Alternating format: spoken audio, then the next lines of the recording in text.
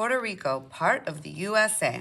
The Commonwealth of Puerto Rico is an island territory of the United States. That means it is owned by the United States, but it's not a state.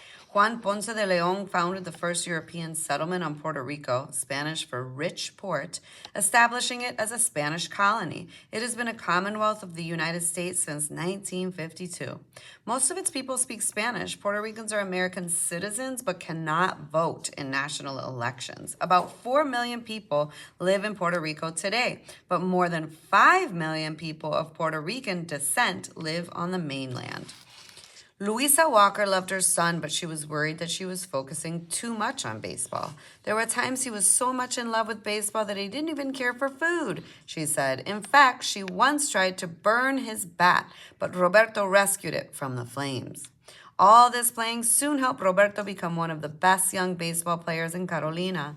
In a scrapbook of memories, he wrote about a 7.5-hour game in which he hit 10 home runs. He was growing up strong and fast and could throw a baseball harder and farther than anyone else around. He watched a lot of baseball, too. To go to a game, his father gave him 25 cents. A game ticket was 15 cents, and the round-trip bus fare was a dime, 10 cents. In the winter, the weather in Puerto Rico was still nice. Top players from the United States often came down to play in Puerto Rico's own professional league. It was a way for them to stay in shape during their off-season. Roberto watched those teams, including his favorite team, the San Juan Senadores. The Senadores played in the island's capital, San Juan, not far from Carolina. Along with baseball, family was the most important thing in young Roberto's life. His family spent most evenings together telling stories or listening to the radio.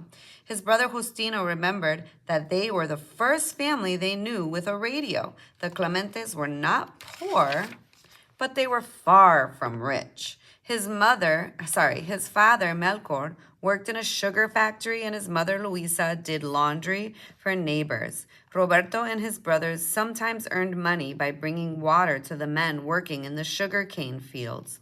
And Luisa ran a small market in the front of their house to bring in a bit more money.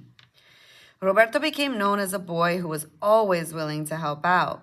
When he was 11, Roberto went to a school that had no fence around it. He wanted to protect his school and the students, so Roberto rallied friends and neighbors to raise money to build the fence. When he was 12, Roberto helped pull an injured person from a fiery car accident. He had to run across a highway to reach the crash. When he was 14, Roberto was spotted by Roberto Marin, who ran a softball team for a local rice company. Most of the team's players were older. They were men with jobs who played the game after work and on weekends. Marin believed Roberto could play with them. In 1948, when Roberto joined the Sello Rojo rice factory team, he took his first big step into his baseball future. Okay.